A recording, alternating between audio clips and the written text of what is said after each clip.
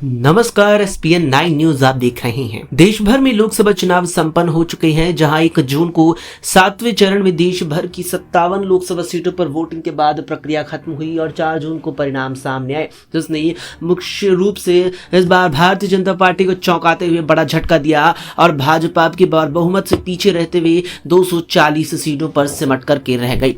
ऐसे में अब की बार यहां पर बीजेपी की पूर्ण बहुमत न पाने से एनडीए के साथ कहेंगे गठबंधन के तहत अपने सहयोगी दलों के साथ बीजेपी सरकार बना रही है, जिसके लिए आज शपथ ग्रहण समारोह होना है और प्रधानमंत्री के तौर पर नरेंद्र मोदी तीसरी बार शपथ लेंगे। ऐसे में नीतीश कुमार की जेडीयू की तरफ से भी 3 सांसदों को मंत्रिमंडल में शामिल करने का यहां बड़ा ऑफर मिला है। लेकिन इस बीच बड़ी खबर आई है कि नीतीश कुमार ने पटना पहुंचकर लालू यादव से मुलाकात की है और जैसे ही ये खबर दिल्ली तक पीएम मोदी और बीजेपी आलाकमान के कानों तक पहुंची, उसके बाद से उनकी चिंताएं बढ़ गई हैं। माना जा रहा है कि नीतीश कुमार बीच में भी कोई बड़ा खेला कर सकते हैं। दरअसल एनडीए गठबंधन में भारतीय जनता पार्टी के बाद सबसे ज्यादा सीटें टीडीपी यानी कि चंद्रबाबू नायडू की टीडीपी ने 16 सीटें जीती। उसके बाद यहां पर बिहार की जेडीयू 12 सीटें जीतने में कामयाब रही। इसके अलावा यहां पर देखा जाए तो अन्य दल ने भी 5 और 6 के क्रम में सीटें जीती। इस हिसाब से